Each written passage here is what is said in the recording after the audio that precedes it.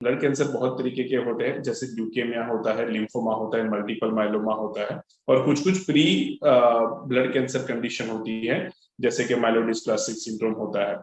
तो लिम्फोमा जो बॉडी में जहां से भी खून बनता है, खून हमारे बॉडी में जो बोन मैरो होता है, जो हड्डियों के बीच रहता है, सॉफ्ट टिश्यू, उससे बनता है, और उससे ब्लड बन के हमारे शरीर में घूमता है।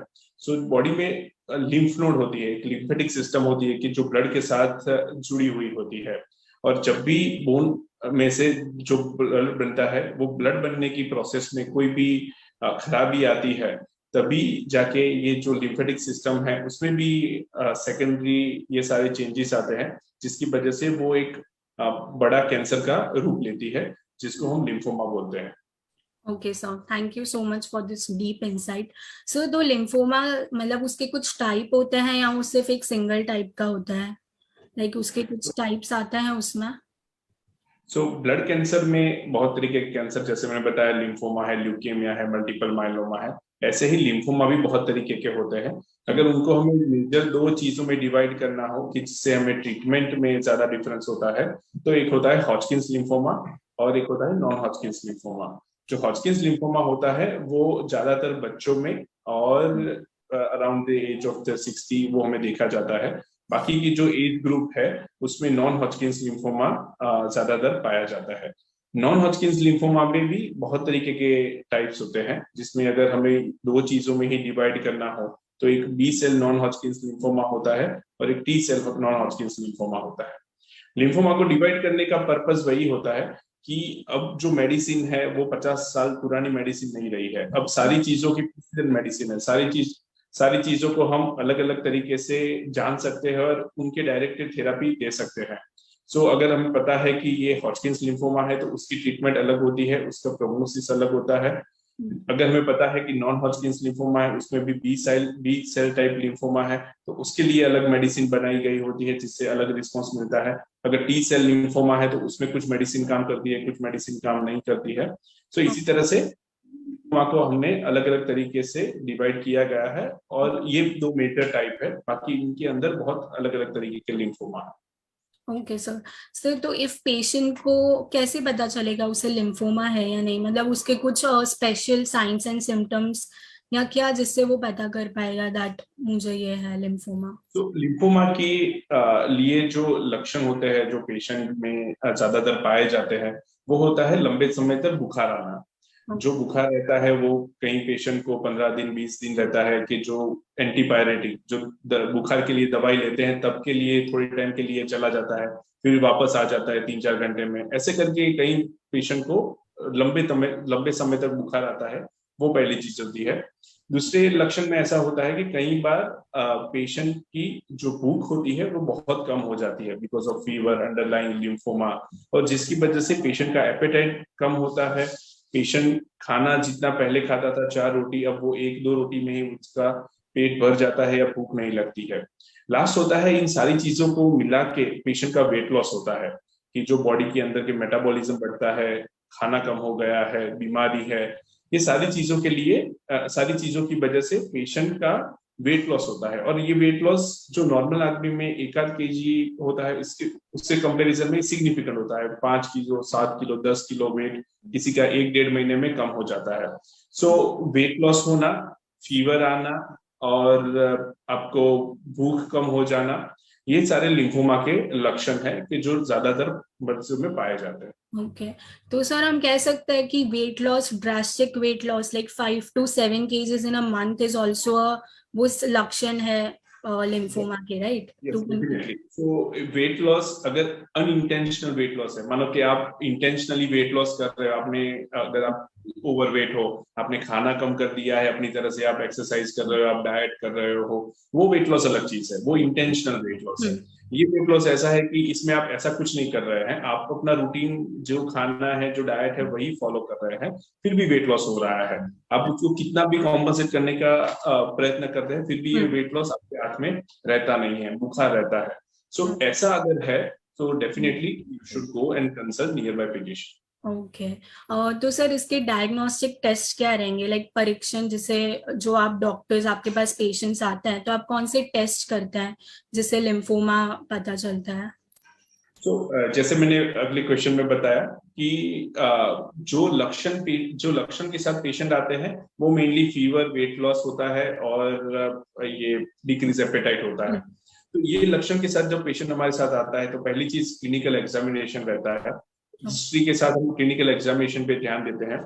जैसे मैंने बताया कि ये लिम्फ नोड में होने वाली बीमारी है, तो लिम्फ नोड कई पेशेंट्स के बड़े होते हैं, मतलब यहाँ पे गले पे कोई बड़ा सुझाव है, यहाँ पे है, किसी को आर्म पीट में बड़ा सा सुझाव है, पैरों के ग्रोइन एरिया में कहीं किसी को बड़ा सा सुझाव है, या किसी को पेट की तीली बढ़ती है जिसको स्प्लीन बोलते हैं, तो वो बढ़ना भी शुरू होता है। वो भी एक टाइप के लिम्फोमा में पाए जाने वाला एक लक्षण ही है। उसके बाद कुछ ब्लड टेस्ट हम देखते हैं लिम्फोमा के रिलेटेड, जो आपके नॉर्मल ब्लड टेस्ट होते हैं, और उसके साथ साथ कुछ कुछ स्पेसिफिक ब्लड टेस्ट होते हैं। और लास्ट चीज होती है कि हम पेशेंट को बोन मेरो बायोप्सी और पेट स्कैन एडवाइस करते हैं।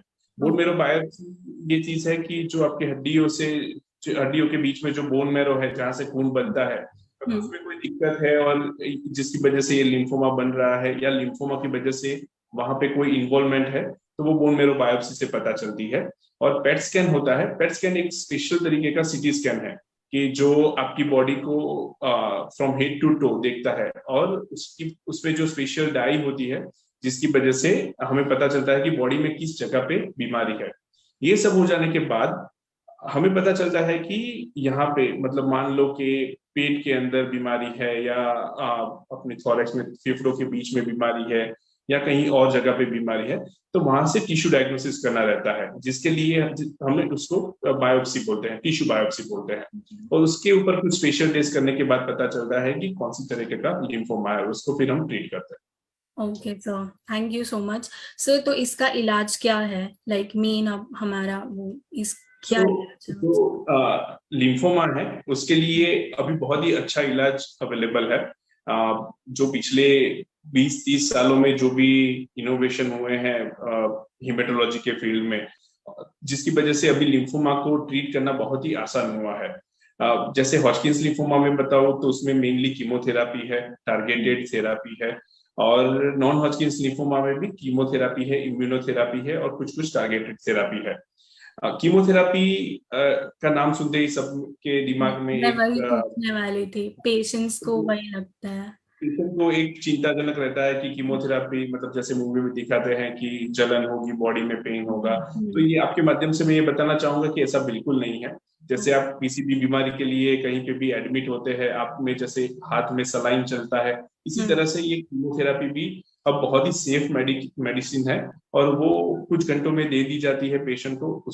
उसके देने के टाइम पे और उसको देने के बाद भी पेशेंट को ये सारी कॉम्प्लिकेशन होती नहीं है। नई जो दवाइयां हैं, जो इम्यूनोथेरापी है और जो टारगेटेड थेरापी है, ये सारी थेरापी इवन कीमोथेरापी से भी ज्यादा सेफर है, और उसमें बहुत ही कम साइड इफेक्ट्स है।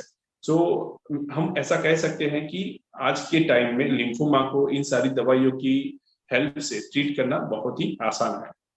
Okay, thank you sir. क्योंकि हमारे नॉर्मल पेशेंट्स का वही डर रहता है कि chemotherapy means side effects. So thank you, आपने क्लियर किया दैट कीमोथेरेपी इज नॉट जैसा हम पेशेंट्स सोचते हैं सर। तो किसी पेशेंट्स और उनकी फैमिलीज को भी ये होता है कि ये बीमारी है, कभी जाएगी नहीं, मिटेगी नहीं, लाइक क्यूरेबल है। तो सर मैं पूछना चाहूंगी, ये क्यूरेबल है, या अगर ऐसे चांसेस है एक बार हुआ तो वापस आ सकता है? लिम्फोमा क्योरेबल है, पहली चीज। और cure rates day by day, decade by decade बढ़ते जाते हैं। जो 1970 में किसी को लिम्फोमा हुआ और उसकी वजह से किसी की जान गई हो, वो आज की टाइम में बहुत ही रेयरली सुनने को मिलेगा आपको। लिम्फोमा मैंने जैसे बताया कि 2 टाइप है, और दोनों टाइप की अलग अलग तरीके से ट्रीटमेंट होती है। इसी तरह से दोनों टाइप की अलग अलग प्रोग्नोसिस होती है। जैसे मैंने बताया, हॉजकिंस लिम्फोमा जो बच्चों में ज्यादातर पाया जाता है और एल्डरली में ज्यादा पाया जाता है। ये तरीके के लिम्फोमा को आप ऑलमोस्ट अभी जो अवेलेबल थेरापी है, मोर देन 90% लोगों को आप क्योर कर सकते हो। क्योर से मेरा मतलब रहता है कि ऐसे बच्चे के जिनमें बीमारी वापस आने की चांसेस बहुत ही कम हो जाते हैं। उनको अगर छोटी एज में जब भी ये लिम्फोमा हुआ है, उसकी अगर ढंग से ट्रीटमेंट की जाए, तो लेटर ऑन वो एक नॉर्मल आदमी की तरह, बाकी लोगों की तरह ही अपनी लाइफस्टाइल को स्पेंड कर सकते हैं और बीमारी वापस आने के चांसेस बहुत ही कम रहते हैं। नॉन हॉजकिंस लिम्फोमा है, उसमें बताना चाहूंगा कि उसमें भी नियरली 75 to 80% लिम्फोमा को आप क्योर कर सकते हैं आज के जो अवेलेबल मेडिसिन है उनके उपयोग से। So definitely more than 70 to 85% cure है। सो किसी भी कैंसर में इतना अच्छा रिस्पॉन्स एक बहुत ही बड़ी बात होती है। ओके सर एक लास्ट क्वेश्चन सर, आप क्या टिप्स या एडवाइस देना चाहेंगे जो हमारे ऑडियंस के लिए who are having lymphoma, या उनको कुछ भी general advice from your side? आपके प्लेटफॉर्म से हमारे साथ जो भी लोग जुड़े हैं उनको मैं बस यही बताना चाहूंगा कि देखिए, ब्लड कैंसर से घबराने की चीज नहीं है, लिम्फोमा से भी घबराने की जरूरत नहीं है। उसका सही तरीके से ढंग से उसको पहले जाने कि क्या बीमारी है, क्योंकि बहुत तरीके का लिम्फोमा होता है, तो उसका एक अच्छे से डायग्नोसिस बनना चाहिए और उस डायग्नोसिस के अनुरूप उसके अकॉर्डिंगली एक उसकी अच्छे से ट्रीटमेंट करवानी चाहिए।